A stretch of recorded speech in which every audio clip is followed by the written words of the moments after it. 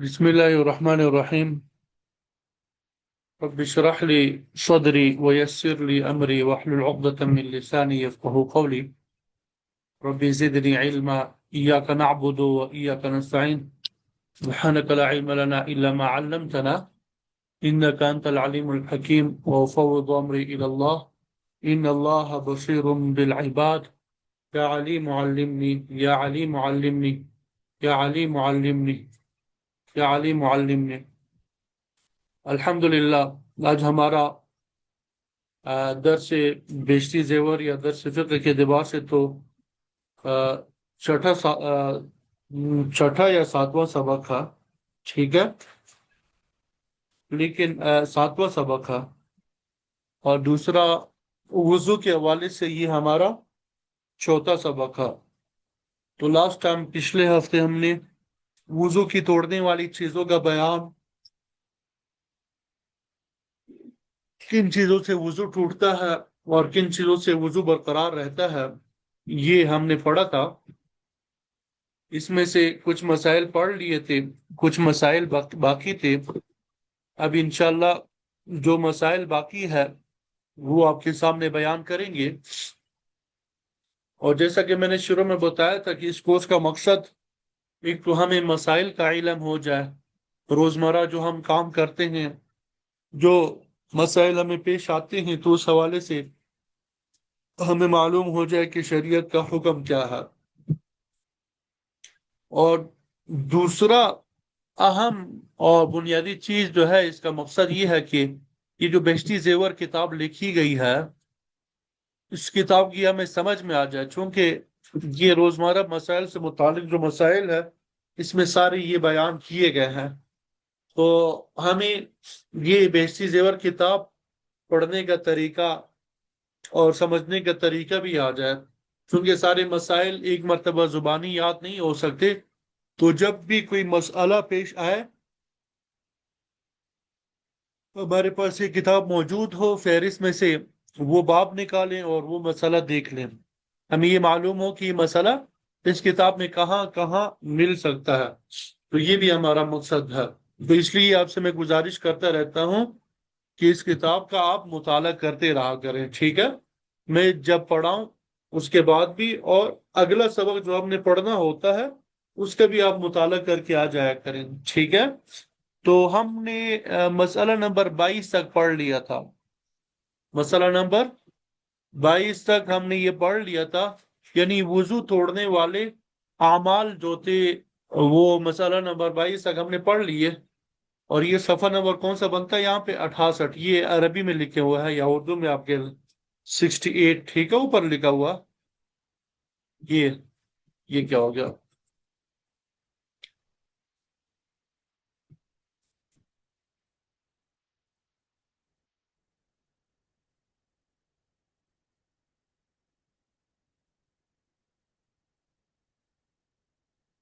ये ऊपर आप देख रहे हैं यहाँ पे 68 ये लिखा हुआ। ठीक है, यहाँ तक हमने पढ़ लिया था।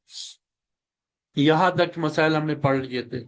आज हम ये नोट से हम पढ़ेंगे। ठीक है, सबसे पहले ये नोट को पढ़ेंगे। इसमें मसला नंबर 22, नंबर 23, नंबर 24, नंबर 25, ये सफ़ा नंबर 88 पे बयान हुए हैं। ठीक है, सफ़ा नंबर, ये मसला नंबर 22 से मसला नंबर 25 तक जो है किस सफ़े पे बयान किए गए हैं? सफ़ा 28 पर, 88 पर। फिर आगे मसला नंबर 26 से यहां दोबारा बयान किया जा रहा है। बात समझ आ गई? मसला नंबर 21 तक हमने पढ़ लिया था, लेकिन मसला नंबर 22, नंबर 23, नंबर 24 और नंबर 25, ये चार मसाइल जो है सफा नंबर 88 पर दर्ज किए गए हैं। और यहां से फिर मसला नंबर 26 को बयान किया गया है। यहां से किस चीज को बयान किया गया है? मसला नंबर 26 को बयान किया गया है।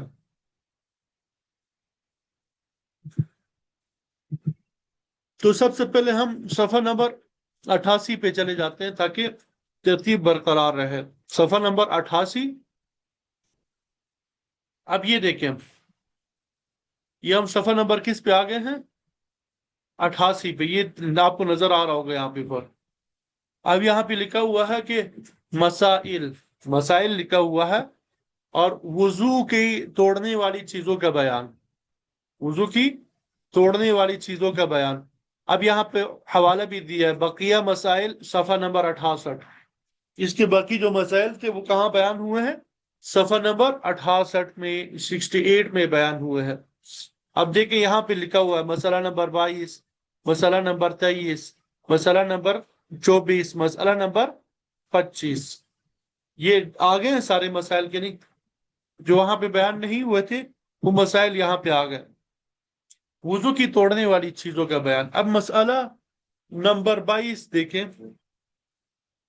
मर्द के हाथ लगाने से या यूं ही ख्याल करने से अगर आगे की राह से पानी आ जाए तो वुजू टूट जाता है, और इस पानी को जो जोश के वक्त निकलता है मजी कहता है। इस पानी को मजी कहते हैं, ठीक है। तो मजी के निकलने से भी वुजू टूट जाता है। मसला नंबर 23।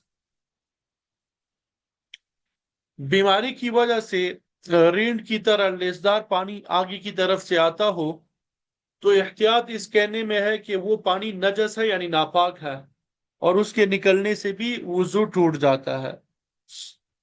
मसला नंबर 24। पेशाब या मजी का कतरा सुराख से बाहर निकल आया लेकिन अभी उस खाल के अंदर है जो ऊपर होती है, तब भी वुजू टूट गया। वुजू टूटने के लिए काल से बाहर निकलना जरूरी नहीं है। मसला नंबर 25। मर्द के पेशाब के मकाम से जब औरत का पेशाब का मकाम मिल जाए और कुछ कपड़ा वगैरह बीच में आड़ ना हो तो वुजू टूट जाता है। ऐसे ही अगर दो औरतें अपनी अपनी पेशाबगाहें मिलावें तब भी वुजू टूट जाता है, लेकिन खुद ये निहायत बुरा और गुनाह का अमल है, और दोनों सूरतों में चाहिए कुछ निकले चाहे ना निकले एक ही हुक्म है, यानी वुजू टूट जाएगा। दोनों सूरतों में क्या हो जाएगा? वुजू टूट जाएगा। अब दोबारा सफा नंबर 68 में जाते हैं। मसला नंबर 26। वुजू के बाद नाखून कटाए या जख्म के ऊपर की मुर्दार खाल नोच डाली तो वुजू में कोई नुकसान नहीं आया। न वुजू की दोहराने की जरूरत है और न उतनी जगह की फिर तर करने का हुक्म है। यानी आपने वुजू कर लिया था, उसके बाद आपने नाखून कटवा लिए, या जख्म आपका बना हुआ था, सूख चुका था, उसके ऊपर जो खाल बनी हुई थी उस खाल को आपने क्या कर दिया? निकाल लिया, ठीक है। तो इससे वुजू बरकरार रहेगा, वुजू नहीं टूटेगा, दोबारा वुजू करने की जरूरत नहीं है, और ना ही उस जगह को दोबारा तर करने की जरूरत है। तो इस अमल से वुजू नहीं टूटेगा। इससे पहले जो मसाइल थे वुजू के टूटने के हवाले से थे, अब वो मसाइल बयान कर रही हैं जिनकी वजह से वुजू नहीं टूटता। मसला नंबर 27। वुजू के बाद किसी का सतर देख लिया या अपना सतर खुल गया या नंगी होके नहाई और नंगे ही वुजू किया तो उसका वुजू दुरुस्त दुरुस्त है, फिर वुजू दोहराने की जरूरत नहीं है। अलबत्ता बिदून लाचारी के किसी का सतर देखना या अपना दिखलाना गुनाह की बात है, ठीक है। यानी इससे वुजू तो नहीं टूटता, लेकिन किसी बगैर किसी जरूरत के, बगैर किसी लाचारी और जरूरत के किसी का सतर देखना या अपना दिखलाना ये गुनाह की बात है। मसला नंबर 28।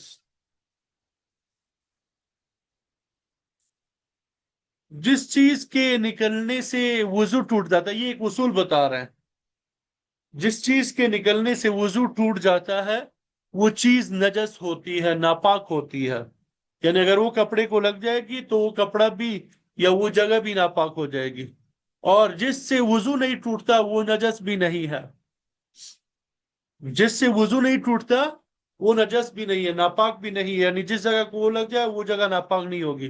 تو اب یہ ایک اصول بتائے، اب اس کے اوپر مسائل بتا رہے، یعنی جس چیز کے نکلنے سے وضو ٹوٹ جاتا ہے وہ نجس ہے، اور جس سے وضو نہیں ٹوٹتا وہ نجس نہیں۔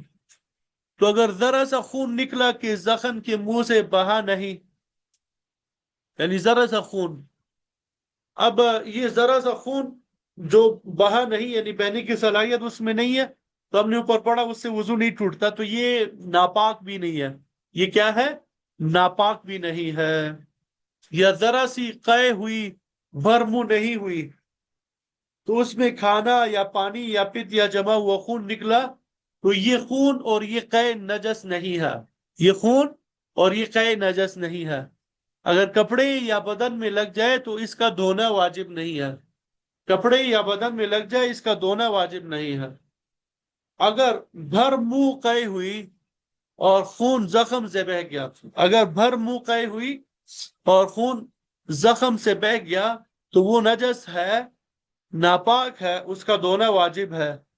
اور اگر اتنی قے کر کے کٹورے یا لوٹے کو منہ لگا کر کلی کے واسطے پانی پی لیا تو وہ برتن ناپاک ہو جائے گا، یعنی منہ بھر کے قے ہوئی ہے، ٹھیک ہے، یا خون زخم سے بہہ گیا تو وہ تو نجس ہے، اس کو دھونا واجب ہے۔ تو اگر منہ بھر کے قے ہوئی ہے اور اسی، یعنی منہ دھویا وغیرہ نہیں ہے، کٹورے کو یا لوٹے کو منہ لگا کے کلی کے لیے پانی لیا تو وہ برتن ناپاک ہو جائے گا۔ اس لیے بہتر یہی ہوتا کہ چلو سے پانی لینا چاہیے۔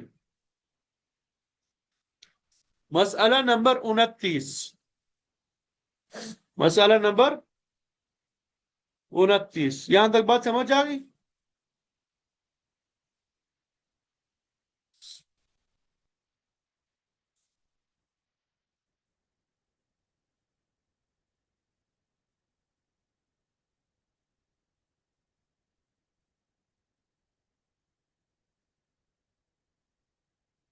مسئلہ نمبر 29، چھوٹا لڑکا جو دودھ ڈالتا ہے اس کا بھی یہی حکم ہے۔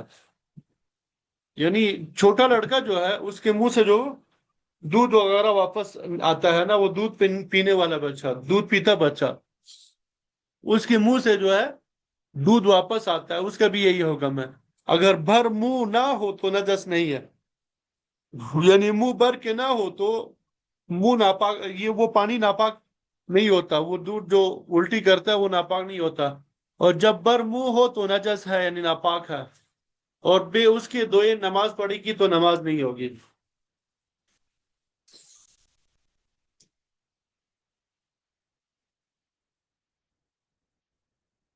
مسئلہ نمبر 30،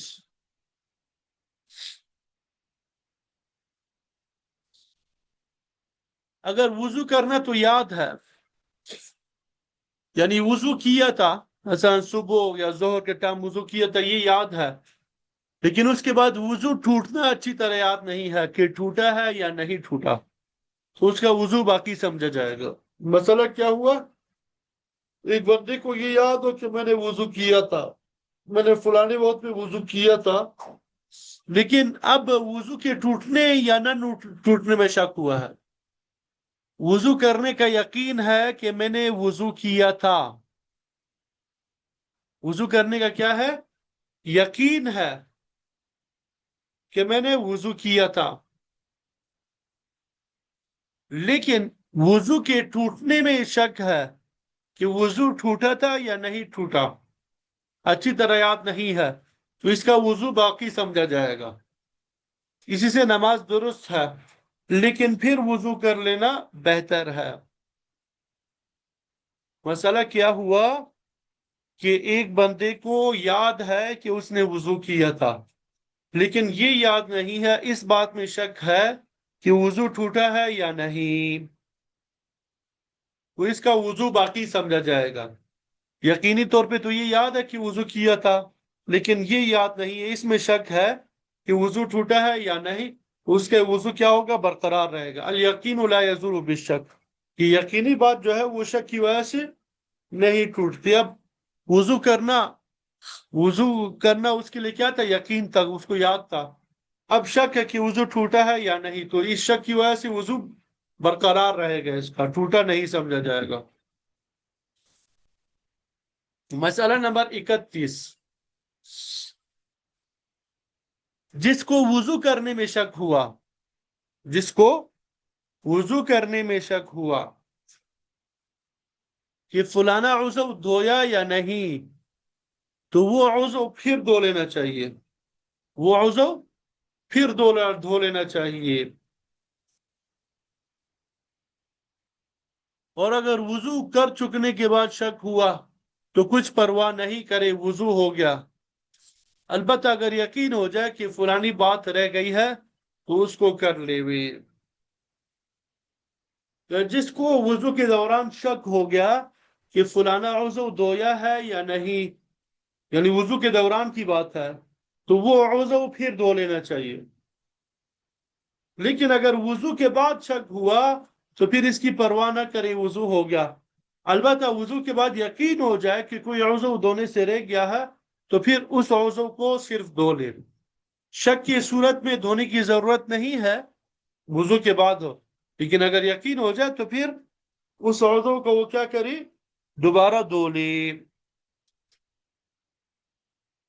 مسئلہ نمبر 32، مسئلہ نمبر 32، اب یہاں سے بے وضو ہونے کے احکام کو بیان کر رہے ہیں۔ جب انسان بے وضو ہو تو اس کے کیا احکام ہے تو وہ بیان کر رہے ہیں۔ بے وضو قرآن مجید کا چھونا درست نہیں ہے، بے وضو قرآن مجید کا چھونا درست نہیں ہے۔ ہاں اگر ایسے کپڑے سے چھو لے جو بدن سے جدا ہو تو درست ہے، جو بدن سے جدا ہو تو درست ہے۔ دوپٹہ یا کرتے کے دامن سے جبکہ اس کو پہنے اوڑے ہوئے ہو چھونا درست نہیں ہے۔ ہاں اگر اترا ہوا ہو، یعنی دوپٹہ پہنا ہوا نہیں ہے، کپڑے پہنے ہوئے نہیں ہے، اس سے چھونا درست ہے، اس سے آپ قرآن مجید اٹھا سکتے ہیں۔ اور زبانی پڑھنا کدھر گیا، اور زبانی پڑھنا درست ہے، یعنی ایک آدمی بے وضو ہے، ایک آدمی کیا ہے، بے وضو ہے، اب وہ زبانی قرآن مجید کی تلاوت کرتا ہے، زبانی قرآن مجید کی تلاوت کرتا ہے، تو بے وضو قرآن مجید کی تلاوت کرنا یہ درست ہے۔ البتہ جنابت کی حالت میں پھر حیض یا جنابت کی حالت میں تلاوت کرنا زبانی بھی جائز نہیں ہے، یہ صرف بے وضو ہے، ٹھیک ہے، وضو ہی ٹوٹا ہے تو قرآن مجید کو ہاتھ لگانا جائز نہیں ہے، البتہ زبانی تلاوت کر سکتے ہیں۔ اور اگر کلام مجید کھلا ہوا رکھا ہے، قرآن مجید کھلا ہوا رکھا ہے پہلے سے، اس کو دیکھ دیکھ کے پڑھا لیکن ہاتھ نہیں لگا، یہ بھی درست ہے، ٹھیک ہے۔ اسی طرح بے وضو ایسے تعویذ اور ایسے تشتری کا چھونا بھی درست نہیں ہے۔ تشتری یہ برتن ہی کو کہتے ہیں تقریباً، جس میں قرآن مجید کی آیت لکھی ہو، خوب یاد رکھو، یعنی ایک آدمی بے وضو ہے، کوئی تعویذ ایسا موجود ہے جس میں قرآن مجید کی آیت لکھی ہے، یا کوئی برتن یا تشتری ایسی موجود ہے جس میں قرآن مجید کی آیت لکھی ہے، اس کو چھونا درست نہیں ہے، اس کو چھونا کیا ہے، درست نہیں ہے۔ یہاں تک بات سمجھ آ گئی؟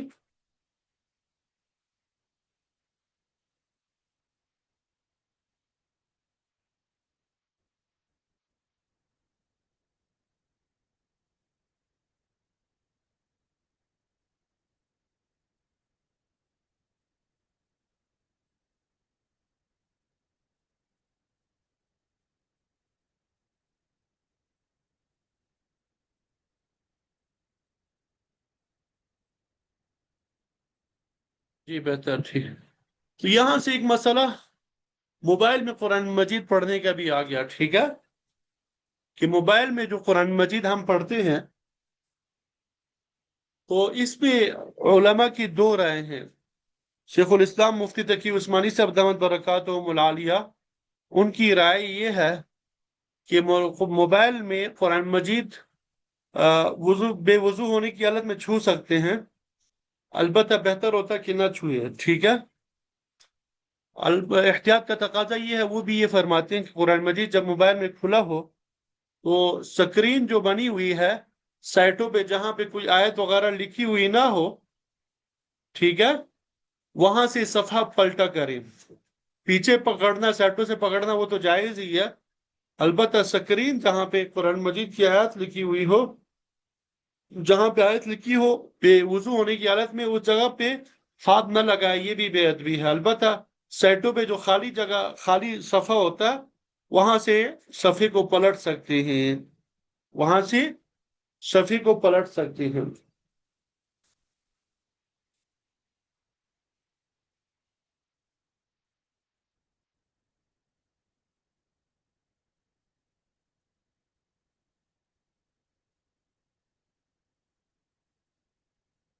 یہ بات سمجھ آ گئی، یہ مسائل؟ اچھا، ایک مرتبہ ہم ان مسائل کا تھوڑا خلاصہ، وضو کو توڑنے والی جو چیزیں ہیں ان کا خلاصہ دوبارہ بیان کر دیتے ہیں تاکہ صحیح طرح ذہن میں بھی رہے۔ وضو کو توڑنے والی جو چیزیں ہیں، پہلے نمبر پہ سبیلین یعنی پاخانہ یا پیشاب کی جو جگہ ہے اس کو سبیلین کہتے ہیں، طبی عادت کے مطابق نکلنے والی اشیاء، اسے نارملی طبی عادت کے مطابق یہ پیشاب پاخانہ ہی نکلتا ہے، ٹھیک ہے۔ اور دوسرے نمبر پہ سبیلین سے عادت طبیعہ کے خلاف نکلنے والی اشیاء جیسے کنکر یا کیڑا وغیرہ۔ نمبر 3 میں پورے بدن سے نکلنے والا خون یا پیپ وغیرہ۔ نمبر 4 میں پھر منہ سے نکلنے والی قے۔ نمبر 5 میں پھر نیند لیٹنے کی صورت میں ہو یا ٹیک لگا کے ہو۔ نمبر 6 میں بے ہوش ہو جانا۔ نمبر 7 میں پاگل ہو جانا۔ نمبر 8 میں نشہ آ جانا۔ نمبر 9 میں نماز میں قہقہا لگانا۔ یہ چیزیں ہم نے پڑھی ہے، ٹھیک ہے۔ تو ان تمام چیزوں پہ اگر ہم نظر ڈالیں تو یہ معلوم ہوگا کہ وضو توڑنے والی اصل چیز جو ہے وہ خروج نجاست ہے۔ وضو توڑنے والی اصل چیز کیا ہے؟ خروج نجاست ہے، نجاست کا نکلنا ہے۔ تو جس چیز میں نجاست کے خروج کا یقین ہے، نکلنے کا یقین ہے، یا اس کا گمان اور امکان ہے، نکلنے کا یقین ہے، ٹھیک ہے، یا اس کے نکلنے کا گمان ہو یا نکلنے کا امکان ہو، وہ ناقص وضو ہے۔ اور جس چیز میں یہ صورتحال درپیش نہ ہو وہ ناقص وضو نہیں ہے۔ پہلے نمبر پہ ہم نے کیا پڑھا؟ یعنی سبیلین سے یقینی طور پہ نجاست کا نکلنا، پیشاب کا، پاخانے کا، حیض و نفاس اور استحاضے کا نکلنا۔ اسی صورت میں طبعی طور پہ نکلنے والی ریح یعنی ہوا کا خروج بھی اسی لیے ناقص ہے۔ جو ہوا نکلتی ہے وہ کیوں ناقص ہے؟ ہوا چونکہ نجاست کے مقام سے نکلتی ہے تو اس میں نجاست کی آلودگی کا قوی امکان ہوتا ہے۔ دوسرے نمبر میں عادت طبعیہ کے خلاف نکلنے والی اشیاء، مثلا کنکر ہو گیا، کیڑا ہو گیا، یا اسی طرح جو دوا وغیرہ کے طور پہ بعض آلات انسان کے اس مقام میں داخل کیے جاتے ہیں، علاج کے طور پہ استعمال ہونے والے طبعی آلات ہیں، کیونکہ یہ چیزیں بھی نجاست کے مقام سے گزرتی ہے تو نجاست کا کچھ نہ کچھ حصہ ان کے ساتھ لگ جاتا ہے، تو اس طریقے سے خروج نجاست جو ہے وہ یقینی ہوتی ہے۔ تیسرے نمبر پہ خون یا پیپ نکل کے بہہ جائے، اس صورت میں نجاست کا نکلنا آنکھوں سے نظر آتا ہے۔ چوتھے نمبر پہ قے ہے، اگر تھوڑی ہو، اگر قے کیا ہو؟ تھوڑی ہو، تو چونکہ جوف معدے کے اوپر والے حصے سے گزرتی ہے، یعنی کم جو قے ہوتی ہے وہ معدے کے اوپر والے حصے سے گزرتی ہے، جہاں نجاست نہیں ہوتی تو یہ ناقص وضو بھی نہیں ہے۔ البتہ منہ بھر کے آنے والی قے جو جوف معدے کے نچلے حصے سے گزرتی ہے جہاں نجاست کی جگہ ہے، تو اس قے کے ساتھ نجاست کے آنے کا قوی امکان ہے، تو یہ قے بھی ناقض وضو قرار دی گئی ہے۔ پانچویں نمبر پہ نیند ہے۔ عموماً بدن انسانی میں ریح موجود ہوتی ہے، ہوا کیا ہوتی ہے؟ موجود ہوتی ہے۔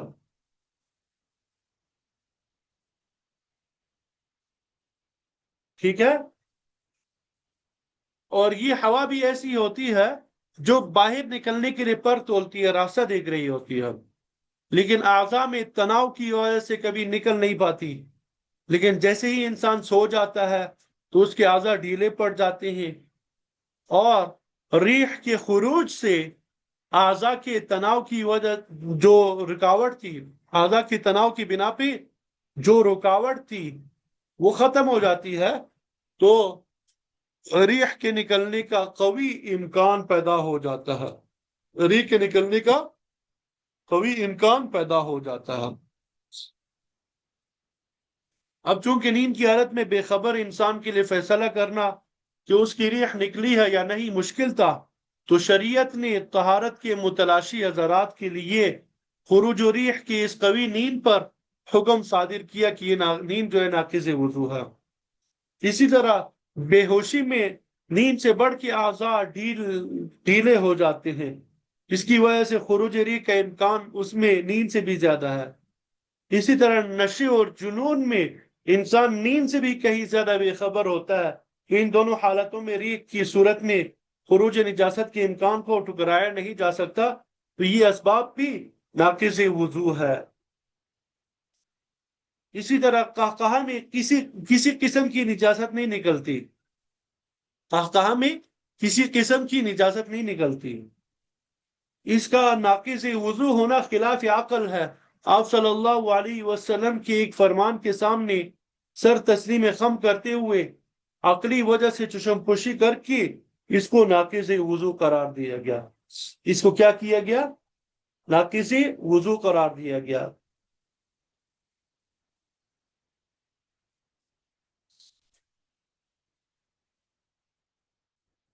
یہاں تک باتیں سمجھ آ گئی سب کو؟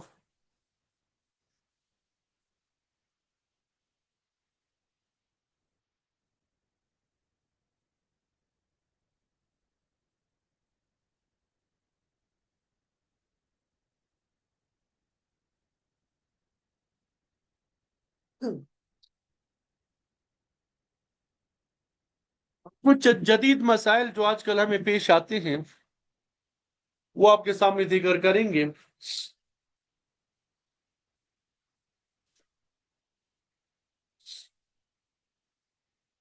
یہاں پہ نواقض وضو جو ہے، یہ تو ہم نے پڑھے تین قسم کے ہوئے ہیں: جسم سے نکلنے والی چیزیں، جسم میں پہنچنے والی چیزیں، اور انسانی حالات۔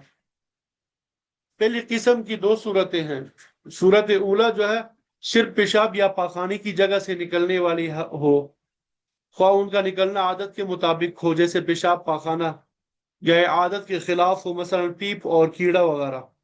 دوسری صورت جسم کی کسی اور حصے سے، مثلا منہ اور زخم وغیرہ سے نکلنے والی ہو۔ ٹھیک ہے، قسم ثانی جسم میں پہنچنے والی چیزیں، مثلا حقنہ کرنا یا یعنی پیشاب پاخانے کے راستے سے دوا وغیرہ پہنچانا۔ اور تیسری قسم انسانی حالات، اس کی بھی دو صورتیں ہیں: عادت کے طریقے سے ہو، مثلا سونا، یہ ایک حالت ہے، عادت کے خلاف ہو، مثلا مغلوب العقل ہو جانا، بے ہوش یا پاگل ہو جانا۔ تو ان تمام چیزوں سے وضو ٹوٹ جاتا ہے، ان تمام چیزوں کے نکلنے سے کیا ہو جائے گا؟ وضو ٹوٹ جائے گا۔ اب ایک مسئلہ ہے انڈور کاپی جو ہے، انڈور کاپی، اس سے وضو کا حکم۔ آواز آ رہی بھائی؟ آواز ذرا کنفرم کر دیں بھائی، آواز آ رہی کہ نہیں؟ انڈور کاپی جو ہے، اس سے وضو ٹوٹتا ہے یا نہیں؟ انڈور کاپی یہ ایک پتلی سی نلکی ہوتی ہے جس کو پیچھے کی راہ سے داخل کر کے اندرونی معائنہ کیا جاتا ہے، تو اس کے داخل کرنے سے وضو ٹوٹ جائے گا، اس کے داخل کرنے سے وضو ٹوٹ جائے گا۔ کیوں؟ ہم نے کیا پڑھا تھا کہ سبیلین سے نکلنے والی چیز کے ذریعے وضو ٹوٹ جاتا ہے، چاہے وہ معتاد طریقے سے نکلے، یعنی عادت کے طریقے کے مطابق، یا غیر معتاد طریقے سے نکلنے والی شے، ناپاک ہو یا پاک ہو، یعنی کل ما خرج من السبیلین، ٹھیک ہے؟ تو پیشاب پاخانہ کی جگہ محل ناپاکی نہیں ہے، بلکہ جب ان ڈور کاپی کو پیچھے کے راستے سے داخل کر کے معائنہ کیا جائے گا اور پھر اس کو نکالا جائے گا، تو ضرور کچھ نہ کچھ ناپاکی اس پر چپک کے باہر آئے گی، اور خروج من السبیلین جو ہے وہ پایا جائے گا، تو اس لیے وضو جو ہے وہ ٹوٹ جائے گا، ٹھیک ہے؟ وضو کیا ہو جائے گا؟ ٹوٹ جائے گا۔ اسی طرح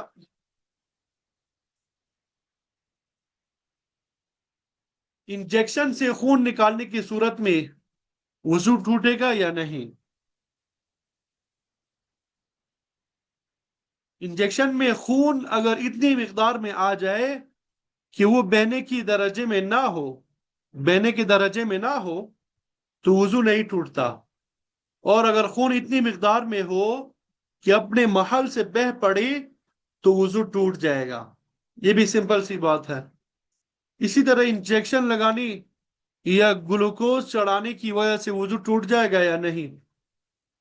تو اس میں بھی وہی حکم ہے کہ اگر سوئی میں زیادہ خون آ گیا تو وضو ٹوٹ جائے گا، اگرچہ وہ خون پھر دوا کے ساتھ اندر چلا جائے، کیونکہ ایک مرتبہ نکلنا پایا گیا، پر اگر سوئی میں خون کی مقدار قلیل ہے، کم ہے، کہ وہ بہنے کی صلاحیت نہیں رکھتا، تو وضو نہیں ٹوٹے گا۔ اسی طرح یہ موتیا کا آپریشن کیا جاتا ہے آنکھوں میں، ٹھیک ہے؟ آنکھ کی پتلی میں نکلنے والے خون کا حکم،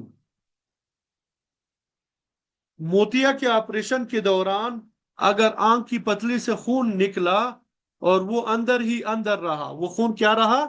آنکھ کے اندر ہی رہا، پلکوں تک یا آنکھ کے باہری گوشے تک نہیں آیا، تو وضو نہیں ٹوٹے گا۔ اور اگر یہ خون پتلی سے، یعنی آنکھ کی پتلی سے باہر نکل آ گیا اور پلکوں میں لگ گیا یا آنکھ کے باہر کے گوشے میں لگ گیا، تو وضو ٹوٹ جائے گا۔ یعنی وہ خون جو ہے اگر آنکھ کے اندر ہی رہا، وہ خون کیا ہوا؟ آنکھ کے اندر ہی رہا، تب تو وضو نہیں ٹوٹے گا، لیکن اگر آنکھ کی پتلی سے کیا ہوا؟ باہر نکل آ گیا، تب وضو ٹوٹ جائے گا۔ تب کیا ہوگا؟ وضو ٹوٹ جائے گا۔ وجہ کیا ہے اس کی تھوڑی میں وضاحت کر دیتا ہوں، اس کی میں تھوڑی کیا کروں، وضاحت کر دیتا ہوں، تاکہ واضح طور پہ یہ مسئلہ سمجھ میں آ جائے۔ انسان کی اعضاء کی تقریباً 3 قسمیں ہیں۔ بعض وہ اعضاء ہے جو من کل الوجوہ خارج بدن ہے، بدن سے بالکل کیا ہے؟ خارج ہے، جیسے ہاتھ ہے، پاؤں ہے، چہرہ ہے، وغیرہ ہے۔ دوسرے نمبر پہ وہ اعضاء ہے جو من کل الوجوہ داخل بدن ہے، بدن کے داخل کے اندر ہے، جیسے جگر ہو گیا، گردہ ہو گیا، آنت وغیرہ ہو گیا، یہ انسان کے داخل کے اندر ہے، یہ من کل الوجوہ۔ اور تیسرے نمبر پہ من وجہ داخل اور من وجہ خارج، یعنی ایک اعتبار سے وہ داخل سمجھے جاتے ہیں اور ایک اعتبار سے وہ کیا سمجھے جاتے ہیں؟ خارج بدن سمجھے جاتے ہیں، جیسے منہ کا اندرونی حصہ، ناک کا اندرونی حصہ۔ تو ان اعضائے ثلاثہ میں سے یعنی ان 3 اعضاء میں سے دوسری قسم کا نہ تو وضو میں دھونا واجب ہے اور نہ غسل میں، یعنی جو داخل بدن ہے نا، ان کو نہ تو وضو میں دھونا واجب ہے نہ غسل میں۔ اور پہلی قسم کا یعنی خارج بدن جو ہے، ہاتھ پاؤں وغیرہ، ان کا وضو اور غسل دونوں میں دھونا کیا ہے؟ واجب ہے۔ اور تیسری قسم کا جو من وجہ داخل ہے، من وجہ خارج ہے، صرف غسل میں واجب ہے۔ تیسری قسم کا کیا ہے؟ صرف غسل میں واجب ہے، وضو میں نہیں، کیونکہ غسل کے بارے میں جو الفاظ آئے ہیں فَطَّهَّرُوا، مبالغہ کا صیغہ ہے، اور وضو کے بارے میں کیا ہے؟ تفغسلوا، دھو لو۔ تو اب اس تفصیل کے اندر جب ہم غور کرتے ہیں تو معلوم ہوا کہ آنکھ کا اندرونی حصہ من کل الوجود داخل بدن ہے. آنکھ کا اندرونی حصہ کیا ہے؟ من کل الوجود داخل بدن ہے، کیونکہ یہاں غسل بدن سے یا غسل بدن سے مراد بدن کا وہ ظاہر اور باطن حصہ مراد ہے جہاں پہ پانی کا پہنچانا متعذر اور دشوار نہ ہو، مشکل نہ ہو. آنکھ کے اندرونی حصے میں پانی کا پہنچانا باعث حرج ہوتا ہے. تو اس قاعدے کی روشنی میں مسئلہ بیان کیا گیا کہ اگر موتیا کے آپریشن کے دوران خون نکل کر آنکھوں سے باہر پلکوں پہ نہ لگے تو وضو نہیں ٹوٹے گا، کیونکہ خون بدن کے اس حصے تک نہیں پہنچا جس کو تطہیر کا حکم لاحق ہے. اور اس کے برعکس صورت میں یعنی اگر خون نکل کے پلکوں پہ لگ گیا تو چونکہ پلکوں کا حکم ظاہر بدن کا ہے اور اس کے ساتھ حکم تطہیر لاحق ہوتی ہے، اس لیے وضو کے نقض کا حکم لگایا جائے گا. وضو کے نقض کا حکم کیا ہو جائے گا؟ لگایا جائے گا. یہ بات سمجھ آ گئی؟ اسی طرح سونے کے بارے میں نے آپ کو بتایا تھا کہ کروٹ پہ سونا یا ٹیک لگا کے یا ایسی شے کا سہارا لے کے کہ اگر اسے ہٹا دیا جائے تو سونے والا شخص جو ہے وہ گر پڑے، اس سے بھی کیا ہو جائے گا؟ وضو ٹوٹ جائے گا. اب یہ کرسی پہ بیٹھنے سے وضو ٹوٹتا ہے یا نہیں؟ ایک آدمی جو ہے کرسی پہ بیٹھ کے سو جاتا ہے تو کیا اس کا وضو ٹوٹ جائے گا یا نہیں؟ تو اب کرسیوں کی دو قسم ہیں. کرسیوں کی کتنی قسمیں ہیں؟ دو قسم ہے. ایک تو وہ جس میں پشت کی جانب ٹیک لگانے کے لیے کوئی چیز نہیں ہوتی، یعنی ان کا بیک سائڈ نہیں ہوتا، ٹھیک ہے، ان پہ صرف بیٹھا جا سکتا ہے. اگر کوئی شخص ایسی کرسی پہ بیٹھ کر سوتا ہے تو یہ نوم جو ہے ناقض وضو نہیں ہے، اگرچہ سونے والا جھونکا مار رہا ہو. اور دوسری وہ کرسی ہے جس میں پشت کی جانب ٹھیک لگانے کے لیے آرام دہ سہارا ہوتا ہے.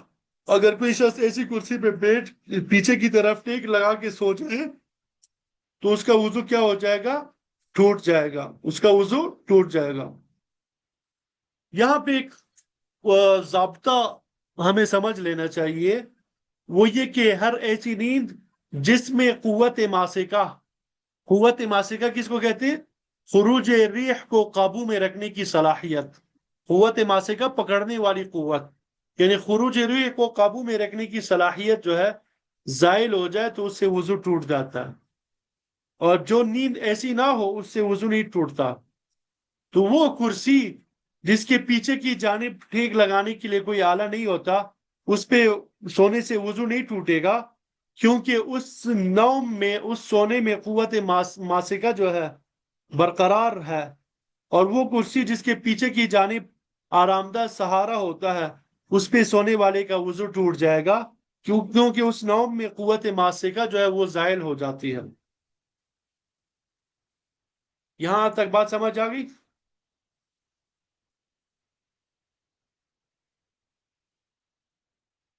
اسی طرح ہم نے یہ بھی پڑھا کہ